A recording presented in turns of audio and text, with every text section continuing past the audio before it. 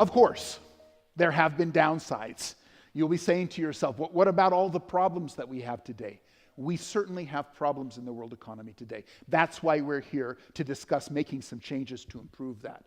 We had the worst recession since the Great Depression, the collapse of Lehman Brothers, rising unemployment, problems in America that transmitted themselves to countries around the world and generated high unemployment and increasing in rates of poverty and people losing their homes, losing their businesses, etc.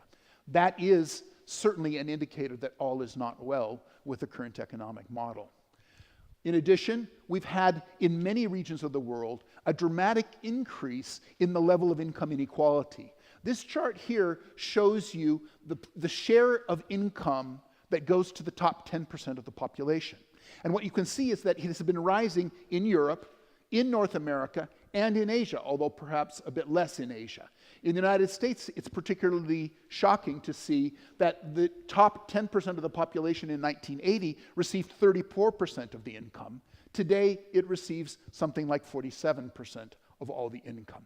This increasing inequality is a legitimate source of discontent for many, many people. And finally, we need to look at the issue of climate change.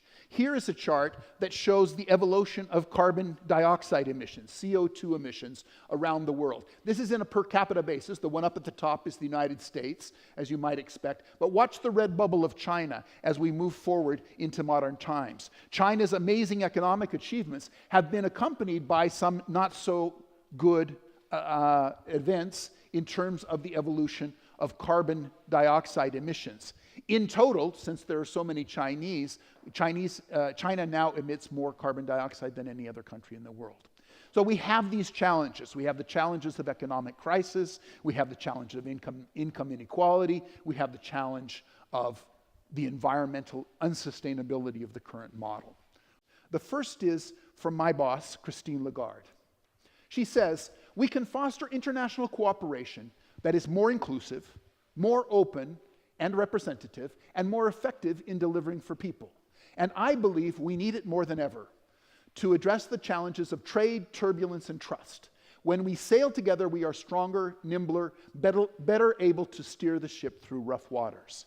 So what Lagarde is appealing for, and what I would appeal for, is not to abandon the principles of the post-World War II economy that got us where we were, but to adapt them to address the problems. We should not retreat from the world, but engage the world even more to address the inadequacies that we have.